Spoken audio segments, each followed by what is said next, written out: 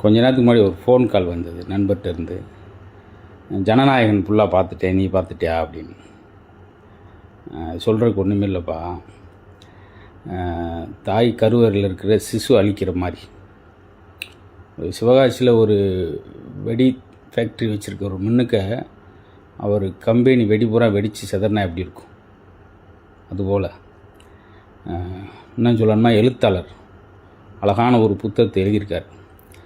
அதை வெளியிடங்குள்ளேயும் அந்த புத்தக அறையே தீப்பற்றி எரிஞ்சால் எப்படி இருக்கும், அது மாதிரி தான் ஒரு படைப்பாளனுடைய படைப்பு.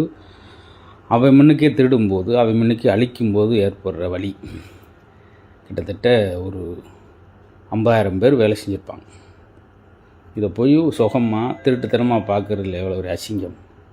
இன்றைக்கி எல்லாம் நெகட்டிவான விஷயத்த அந்த சோஷியல் மீடியாவில் வரவேற்கிறாங்க அப்படின்னு சொல்லிட்டு கொஞ்சம் நம்மளும் அந்த துறையில் இருக்கோம் அப்படின்றக்காக. அந்த துறை இந்த துறையில் எந்த படைப்பாளனுடைய படைப்பும் திருடக்கூடாது. இது செருப்பில் அடிக்கிற மாதிரி அவன்கிட்ட சொல்லிட்டு வச்சேன்.